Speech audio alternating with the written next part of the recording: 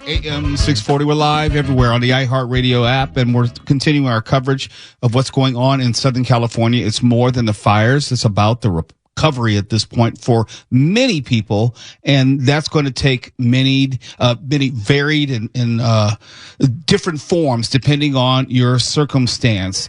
And we're trying to make this happen. We're trying to get in touch with Supervisor Lindsey Horvath of the 3rd District, trying to have her come on at the bottom of the hour. She's in a car right now, having some cell phone difficulties, with the wind that's going on and also being in a car. Cell phone coverage is probably spotty at best, but we hope to have her on at the bottom of the hour.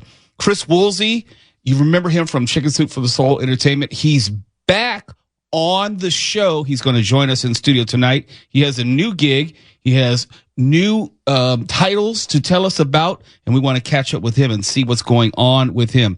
Of course, in just a moment, I want to play you some of the audio from the presser this morning, and you can probably gather from the comments, especially from Robert Luna and also LAPD Chief Jim McDonald, and obviously you've heard Nathan Hochman yesterday. They are really stepping up the enforcement of the curfew, making sure that no one who has no business being in these evacuated zones are going to remain there. And they're trying to remind you and also warn you that you will be arrested. And Nick Poliokini will also join us over the course of the show tonight. What's Up with Nick is back, and Nick will be back with us in studio. But with no further ado, let's get into some of this press conference earlier today. Here is Sheriff Luna. Our Los Angeles County Sheriff's Department personnel deployment stands at approximately 1,300 this morning. And again, remember, we are working different incidences throughout the county, primarily the Palisades fire for the county portion of it, and then the Eaton fire as well. Many of our deputies haven't had days off. They're on 12-hour shifts. So I really appreciate all their work and their time away from their family. We have approximately 234 officers from the California Highway Patrol. Sean DeRee, the commissioner of the CHP, was kind enough to give us more bodies as of yesterday. We also are being assisted by 16 agents from the Drug Enforcement Administration, and they're not working narcotics. They are here assisting us, and we're getting calls from a lot of our law enforcement partners, so we're very grateful that they're here to assist us. We have well over 600 National Guards personnel that are deployed to not only the Los Angeles County Sheriff Department areas of responsibility, but the Los Angeles Police Department, Pasadena, Santa Monica, and other places as well. Evacuation orders, we have approximately 88,000 residents that are still under evacuation orders. And regarding evacuation warnings, we have approximately 84,800 residents that continue to be under warnings. There is a decrease in these numbers, but as our fire partners have stated, it is still very dangerous for the next 24 hours. So we're keeping a very close eye. That's why we have not downgraded the number of personnel. If fire tells us you've got to go here because the wind's blowing this way and we need to do evacuations, that's where we are going. I just want to remind everybody that the last time we had to evacuate people under an order, our deputies very heroically saved many people's lives, and they had to rescue people, and a lot of the people that were rescuing who waited till the last minute to leave the order or the evacuation order, many of them had significant burns on them. I just want to reiterate that when we're giving you warnings, that's the time you should probably think about going. Actually, we recommend you go. Don't wait till the order's given. We don't want you to impact your own life or the life of your loved ones. Repopulation conversations are absolutely active and ongoing. I don't want to get too much into that. I don't want people to start thinking everything's okay now. Everything's not okay yet. We'll get there. We'll get there together. But again, the wind's blowing and it's going to continue to blow. Curfew is still in effect. It was in effect last night. It's going to be in effect tonight again, starting at 6 p.m. all the way to 6 a.m. This is for the impacted evacuation order areas. If you do not live there, have any business there, say this every day, don't go. Why am I repeating it? Because we continue to make arrests for this violation. I don't want to make more arrests, so please stay away from there. We understand that our residents want to go back to their homes, but this is a disaster area. Chief Maroney mentioned it. As soon as it is rendered safe, we will try and prioritize getting you back home.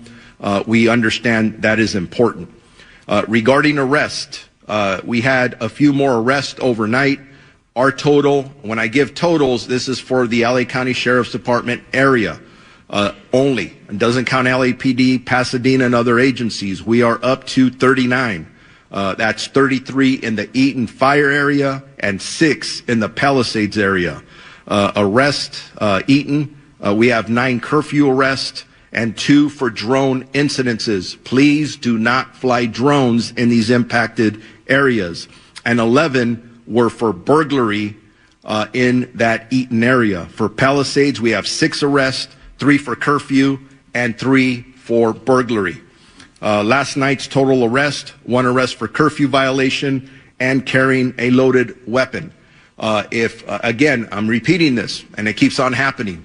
If you are carrying narcotics and a gun, you shouldn't do it anyways. You shouldn't absolutely go into these evacuation order areas where there's a curfew with those items, because you are likely going to get arrested by our deputies. They're being very proactive, and you're going to get arrested.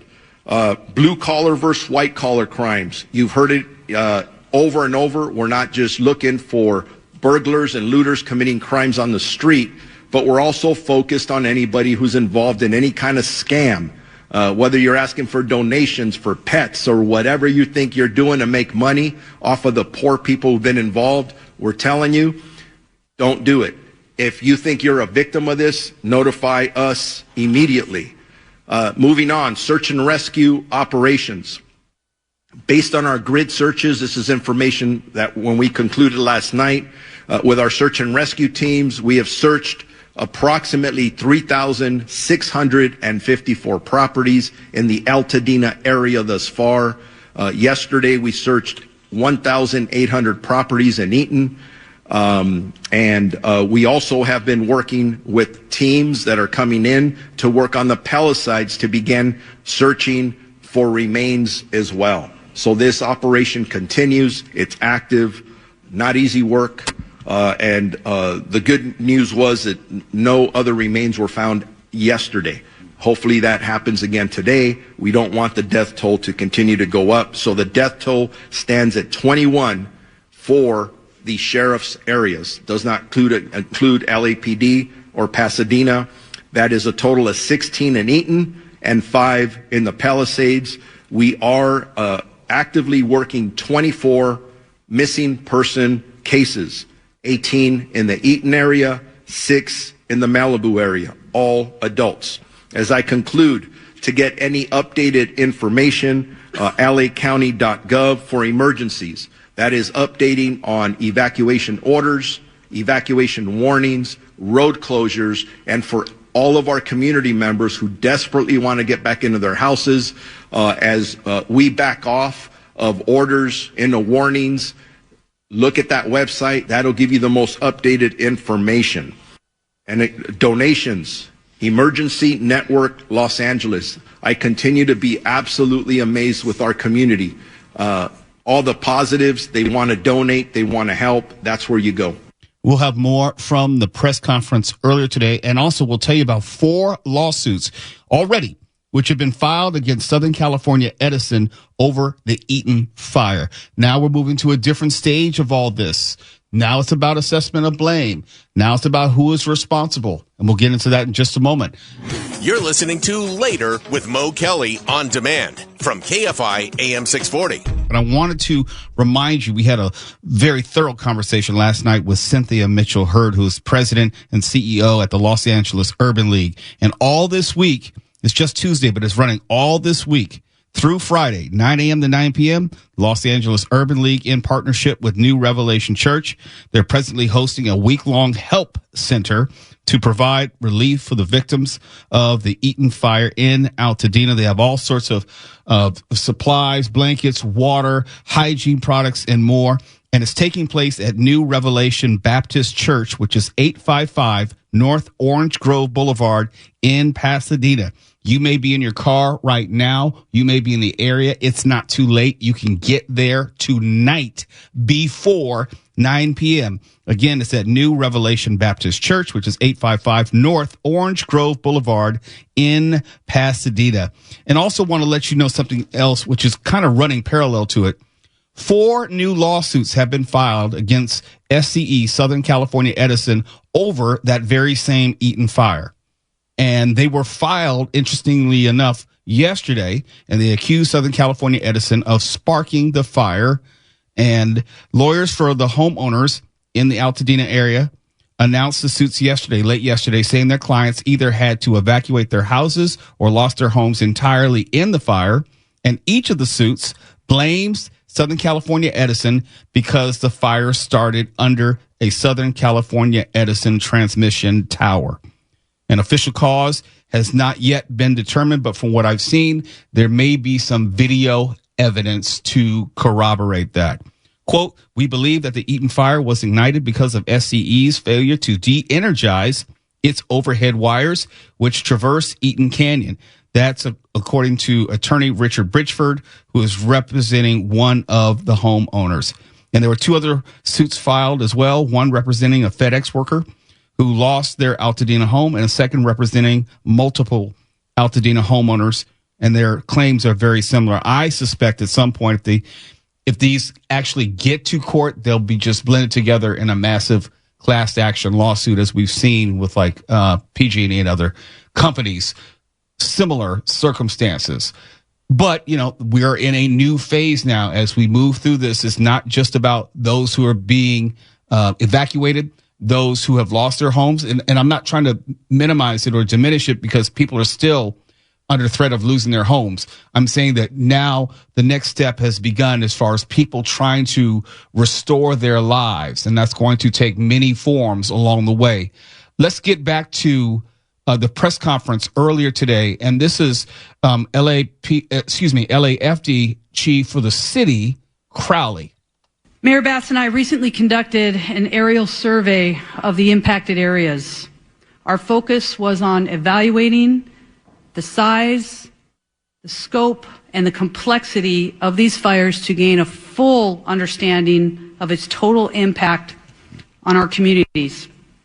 This assessment was essential as we begin planning and prioritizing resources and support needed to make sure that we can facilitate in the recovery efforts here and now.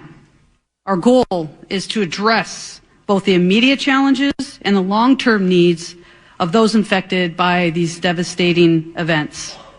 Yesterday, I also had the opportunity to meet with our international partners from Mexico to express our heartfelt gratitude for their assistance. The outpouring of support from both near and far, I tell you, is absolutely remarkable. I also had the opportunity just to take a moment to talk with people, and I cannot tell you how many times everybody has been asking about our firefighters and our first responders, and they're asking, how are they holding up? I visited our field resources, the Emergency Operations Center, our Department Operations Center, and I tell you, our firefighters and first responders are standing strong.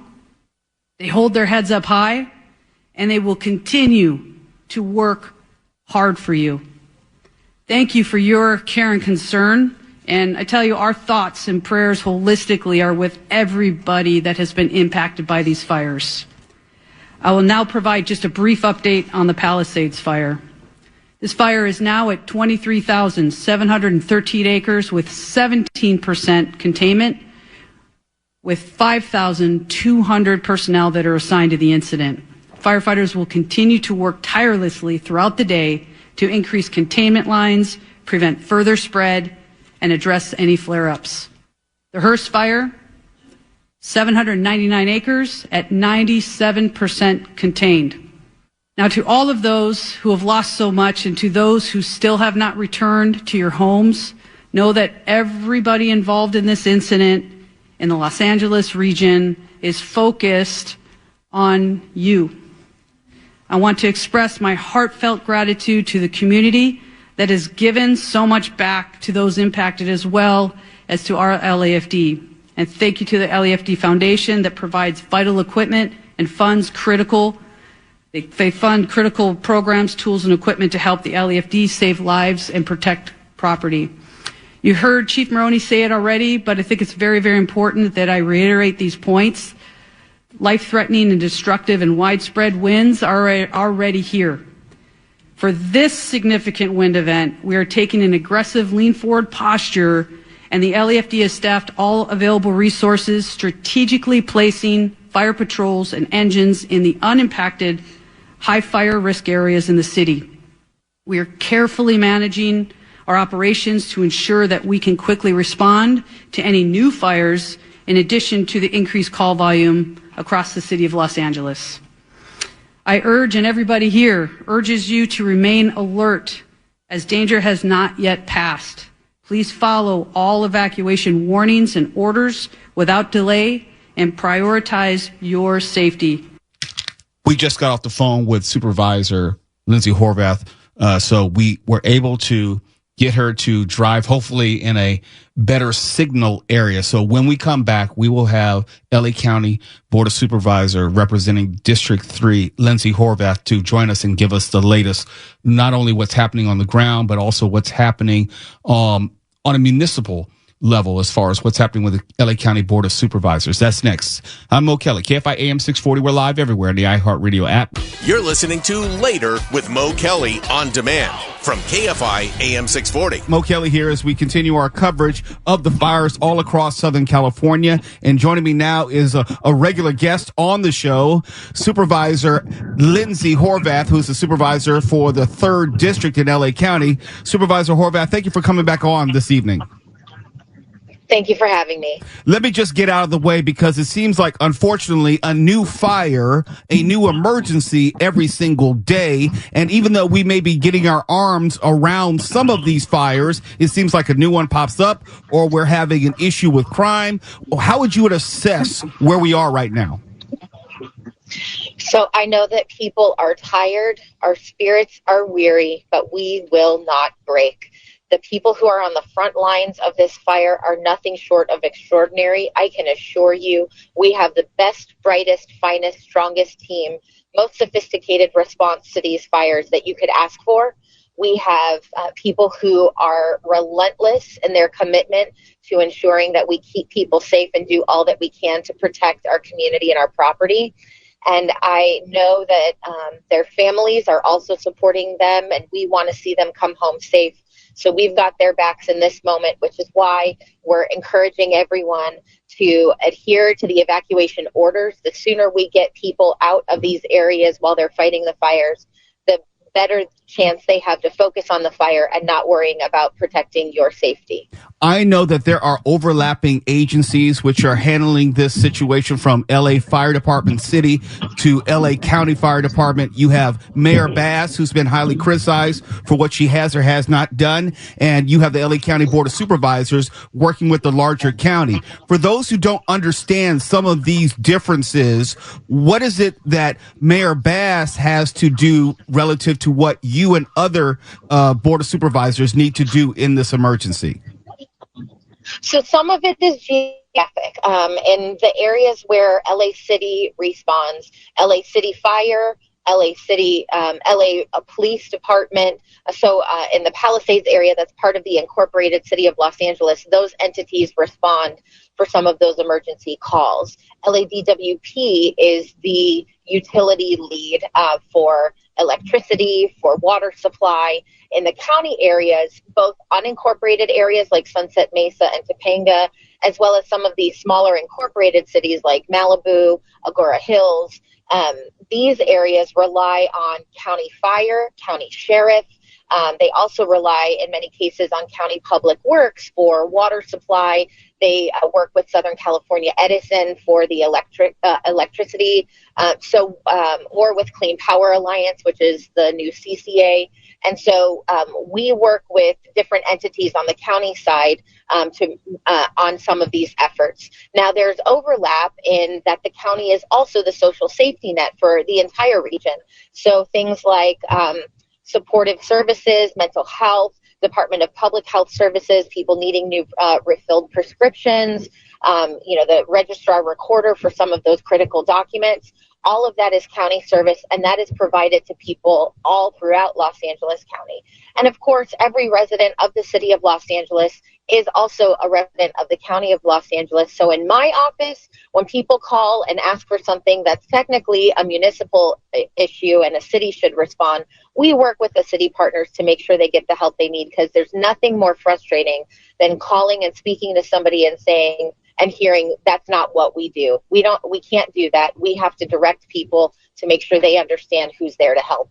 In the past day or so, I've heard very pointed remarks from LA County District Attorney Nathan Hochman, LA County Sheriff Robert Luna, and also LAPD Chief Jim McDonnell about how they're going to handle looters or any would-be criminals.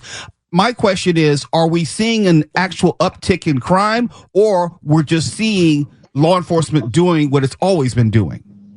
Well, what we are seeing is, unfortunately, people taking advantage of these already devastating circumstances. And what we know is that the response is swift, it is fierce, and they did not come to play. They are making sure that people are held accountable. At this time of crisis, the last thing people need to be worried about is being victimized all over again. And I've heard people say, you see this devastation, what could possibly be left? Well, I've seen people I've seen stories where people have come by and found, the smallest of remnants that it was meaningful to them. I've heard of engagement rings that have been found. There are even the smallest of things in the rubble that is left.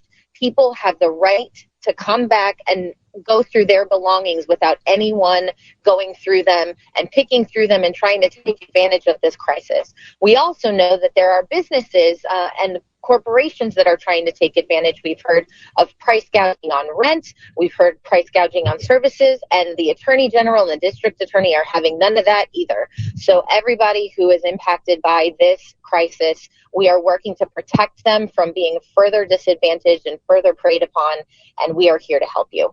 There are different levels to this. I mentioned that there's a city and county component, but there's also a state and federal component. We all read the headlines. We know that there is some concern about what will happen when President-elect Trump becomes President Trump. How confident should we be as Californians that Governor Gavin Newsom can be the governor we need in this moment, and the President Trump, at that point next week, will be the president we need to make sure that Californians and Southern Californians get the aid that they need? In this moment, what we need are leaders focused on the safety, the security, and compassion for those who are most impacted by these fires. We can't play politics at a time when it comes to people's safety, period. And in this moment, we have to prioritize ensuring that everyone who has been devastated by this incredible disaster gets the help that they need. And we also need that from all of our political leaders. We have political alignment now, and I hope that as things change, that we continue that focus on safety and resources and making sure that people are protected. My guest right now on the line is LA County Supervisor Lindsey Horvath, who represents the 3rd District. Supervisor Horvath, I know you're in a car, and I know a cell phone, the connection will be tenuous, but if you could hold on, I would love to get a few more minutes and a few more questions in with you if you could hold on. So we're going to try, see if we can keep you on the line during the break and then pick up our conversation on the other side. I'm Mo Kelly. We're continuing our coverage of the fires all over Southern California and also the response from our civic leaders. You're listening to Later with Mo Kelly on demand from KFI AM 640. We're at Will Rogers State Beach here, and this parking lot here behind me, we're not going to show it to you because it's kind of dark, but this is basically a giant parking lot of fire engines. They're from all over the place, from all over the West. Washington State, Oregon, Arizona, Utah, you name it, they are here and they are ready. We've got winds in the forecast, gusts of up to 75 miles an hour, and they're in the forecast until tomorrow at noon. And the fear is that you could have this whole thing reignite areas that are smoldering here from the Palisades fire, and then you could end up with a very, very big flare-up here. Now, over the weekend, what firefighters did when this fire was making a move towards Mandeville Canyon and the San Fernando Valley, firefighters relied on aircraft. They brought in air tankers and helicopters. They kept on bombing the flames with water and fire retardant, and that effort paid off. They protected a lot of homes. Fire officials are hoping to rely on aircraft again today if this fire flares up. But in a worst-case scenario, if it's just too windy, they won't be able to do that. When the winds get really fierce, they have to ground the helicopters and the planes. It's just not safe to fly them. County Fire Chief Anthony Maroney says it's just a question of how severe this latest Santa Ana wind event turns out to be. KFI AM 640, it's Mo Kelly. We're live everywhere on the iHeartRadio app. I'm having a conversation with Lindsey Horvath, who is LA County Supervisor for the 3rd District. And we've been trying to keep her on the line because of the wind. It's been blowing. It's been howling, and she's in a car on a cell phone. It keeps dropping. We want to see if we can keep this conversation going just as long as we can. But Supervisor Horvath, speaking of the wind, I can hear the wind outside my studio right now starting to pick up. We know that tonight is going to be a major wind event.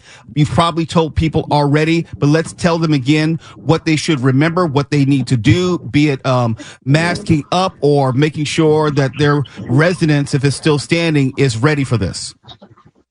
So most importantly, you can follow emergency.lacounty.gov for all emergency evacuation warnings and orders. You'll get those alerts on your phone, and you can match them up on our website if you have any questions. And following those evacuation warnings and orders are critical. The second piece is if you are outside in any of these impacted areas, wear an N95 mask to address the particulates that are in the air. We know that they're very difficult conditions out here. The air quality is bad, and while it might start to improve, we also know with these fires potentially expanding, that could change as well. So don't go outside if you don't have to. If you're in any of these areas, wear a mask. Limit your outdoor exercise and activities. Just, we have a couple more days to get through, and we want to make sure that people are staying healthy and staying safe.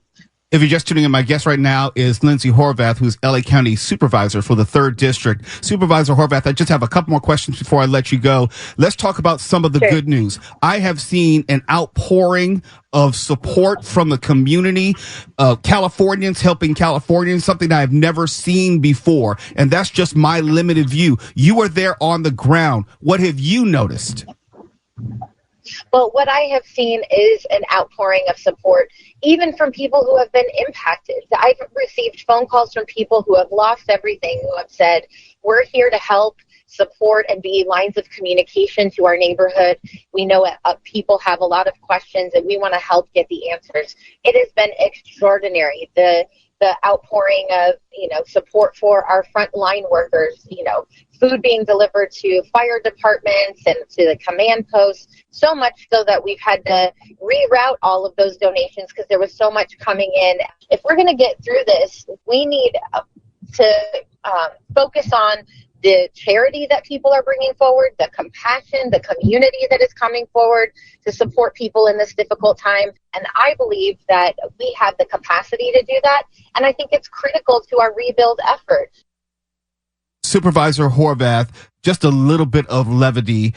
We know that the LA Rams had to move their game to Arizona, and the Lakers and Clippers played their games in LA/Inglewood last night. And I know you're a big sports fan, and I also know that you're an alum of Notre Dame. And Notre Dame is in the national championship coming up against Ohio State. So let me just ask you before I let you go. Are you nervous for the football game against Ohio State? What do I have to be nervous about? The Lord is on our side. And there you have it. She is Lindsey Horvath. At least we got to end on a lighter note. She is Lindsey Horvath, LA County Supervisor for the 3rd District. She's obviously very busy, so we're going to let her go. Thank you, Supervisor Horvath, for always making time for us and the show. And we'll talk to you again soon. It's Mo Kelly, KFI AM 640. We're live everywhere on the iHeartRadio app. Fires are raging. KFI News is working. Stay safe. Stay informed. KFI. And KOST HD2. Los Angeles, Orange County. Live everywhere.